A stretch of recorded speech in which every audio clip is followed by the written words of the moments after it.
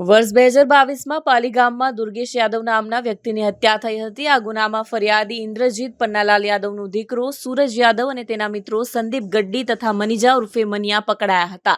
દુર્ગેશ યાદવના મિત્રો કરણ રામપાલસિંહ રાજપૂત, ધીરજ પ્રમોદકુમાર રાજપૂત અને મેહુલ દીપકભાઈ પરમારે પોતાના મિત્રની હત્યાનો બદલો લેવા માટે 5 મે 2023ના રોજ સૂરજ યાદવ અને તેના મિત્ર રવિ ચૌહાણને નિશાન બનાવ્યા હતા. જ્યારે સૂરજ યાદવ અને રવિ ચૌહાણ કોર્ટમાં તારીખ પર આવ્યા હતા ત્યારે બપોરના સુમારે અઠવા ગેટથી પાર્લે પોઈન્ટ બ્રિજ તરફ જતા કેબલ બ્રિજ ઉતરતી વખતે અમૃત સાડી શોરૂમની સામે જાહેર રોડ ઉપર સૂરજ યાદવને તીક્ષ્ણ હથિયારના અસંખ્ય ઘા ઝીકીને મોતને ઘાટ ઉતારી દેવામાં આવ્યો હતો. આ હત્યા બાદ ત્રણેય આરોપીઓ ફરાર થયા હતા, પરંતુ પોલીસને તેમને ઝડપી પાડી લાજપોર જેલમાં ધકેલી દીધા હતા.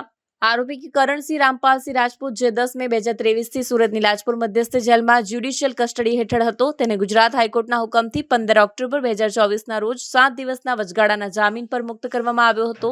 22 ઓક્ટોબર 2024ના રોજ સુરત લાજપોર જેલમાં હાજર થવાનું હતું, પરંતુ તે સમયસર હાજર ન થઈ ફરાર થયો.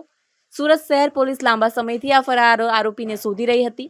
આખરે મોબાઈલ સ્નેચિંગ સ્ક્વોડના જવાનોએ ટેકનિકલ સર્વેલન્સ અને હ્યુમન સોર્સિસ દ્વારા મળેલી બાતમીના આધારે કાર્યવાહી કરતા મધ્યપ્રદેશના મુરેના જિલ્લાના ચંબલ ક્ષેત્રના અંબાહ પોલીસ સ્ટેશન વિસ્તારમાં આવેલા બડીતોર ગામમાં તેના મામાના ઘરેથી તેને ઝડપી પાડવામાં આવ્યો હતો.